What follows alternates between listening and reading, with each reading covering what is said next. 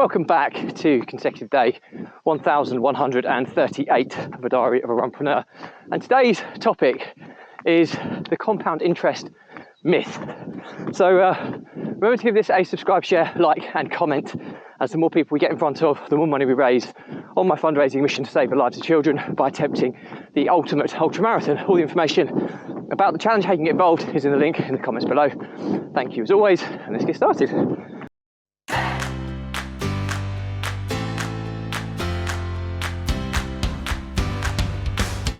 So, consecutive day 1138 of a diary of a runpreneur, and the topic today is the compound interest myth. Okay, so the reason for the topic is I'm currently listening to an audiobook by one of my favourite authors. He's not going to be everyone's cup of tea, MJ DeMarco, and this is a book. It's a few years old now. It's about, I think, 2017, 2018. It's called Unscripted, and it's quite an interesting book. I'm really into these types of books where it's questioning the system that we live within and finding the entrepreneurial way where you can break free from the rat race. It's that type of financial freedom style book, and I'm so interested in this topic, so because it's been life-changing to me. But anyway, one of the topics he covers is all the myths that we just all generally believe as humans, because we're kind of brainwashed from an early age. And this is an interesting one because, you know, it's only really until today that I've actually properly questioned it. So the reason I've questioned it is the compound interest myth is that, compound interest is the eighth wonder of the world. Put your money somewhere and don't touch it, and it will just grow, and the compound interest will take effect, and by the time you get really old you'll be super rich. That's the general principle, because put it in perspective, it's the compounding effect. So obviously if you get 10% interest on £100, then within a year you'll get 10% interest, so which is £10, so you'll have £110 by the end of year one. And then if you have 10% interest compounding on that £110 that you now have over the next year, then that same 10% is worth £11. So you've made the compounding increase that then turns into £121, and then it becomes £12 and 10 pence, and it grows over the course of time. So your interest is going up, and it does get to a stage where it does exponentially grow. So it's not a complete myth, but the myth is that you can rely on it to get rich. Well, the reality is you probably can, but for most people, you'll be so old when it comes to fruition, it's kind of not worth being rich unless all you wanted to do was to leave your legacy down to your children or your grandchildren, which is quite often the case for many of us. So it's not completely a myth.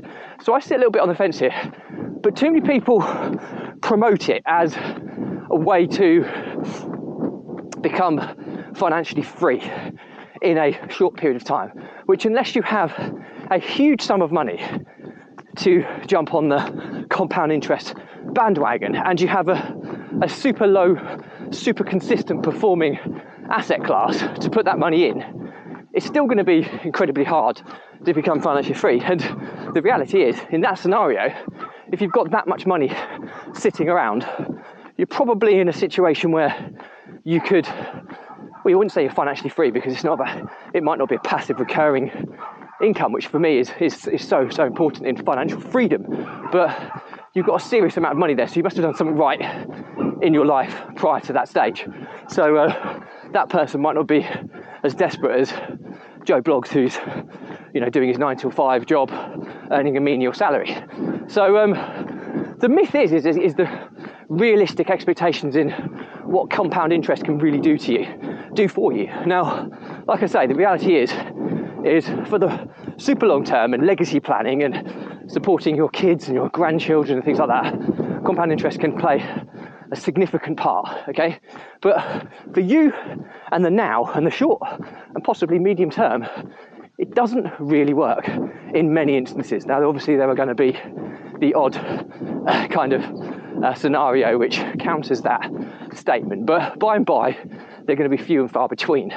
So it's interesting because it does make you think, but I think ultimately what it comes down to is, what are your goals? Okay, what do you want?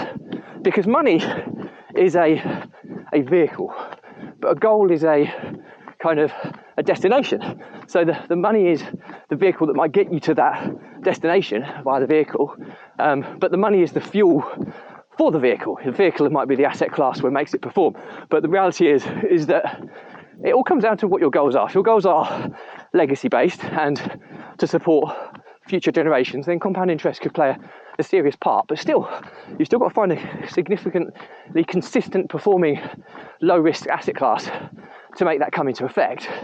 But truth be told, if you want to make a difference to you here and now, you need to be relying on other kind of strategies to increase your wealth and to push yourself to financial freedom a lot quicker. Like creating a business is probably one that so many people are scared of, and it's so incredibly hard to make a profitable business. I'm not going to lie to you there, but you can generally get into it with little or no money, and if you grow it to a significant size, it can single-handedly take you to the next level. Similarly, property investment does, because it creates if you do it right, a passive or a close to passive recurring income. But other than those kind of two vehicles, I'd struggle, a lot of people think, oh, dividends from stocks.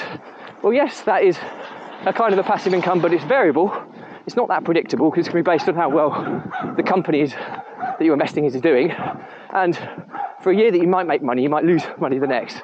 So I wouldn't put that into passive. For me is more predictable, fixed based income.